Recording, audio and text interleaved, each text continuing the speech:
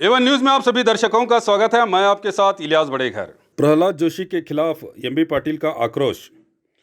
पिछले दिनों केंद्र मंत्री प्रहलाद जोशी ने हुबली के हिंदू कार्यकर्ता को गिरफ्तार करने पर कांग्रेस सरकार की आलोचना की थी, जिस पर अपना आक्रोश व्यक्त करते हुए मंत्री एमबी पाटिल ने प्रहलाद जोशी का जवाब दिया। जनता पक्षदವರು ವಿಶೇಷವಾಗಿ ನಿನ್ನೆ ಇಲ್ಲಿ ಬಂದು ಕೇಂದ್ರ ಸಚಿವರಾದಂಥ ಪ್ರಹ್ಲಾದ್ ಜೋಶಿ ಅವರು ಏನು ಹುಬ್ಬಳ್ಳಿಯಲ್ಲಿ ಒಬ್ಬರನ್ನ ಹಿಂದೂ ಕಾರ್ಯಕರ್ತನ ಬಂಧಿಸಿದ್ದಾರೆ ಅಂತ ಹೇಳಿದರು. ಈಗ ಆ ಕಾರ್ಯಕರ್ತ ಯಾರು, ಅವನ ಹಿನ್ನೆಲೆ ಏನು, ಇದೆಲ್ಲವೂ ಈಗ ಬಹಿರಂಗ ಆಗಿದೆ. ಅವನ ಮೇಲೆ ಸುಮಾರು 16-18 ಕೇಸ್ಗಳಿದ್ದಾವೆ. ಮಟ್ಕ ಇನ್ನಿತರ ಎಲ್ಲ ಕೇಸ್ಗಳಿದ್ದಾವೆ ಅಂತ ತಿಳಿದು ಬಂದಿದೆ.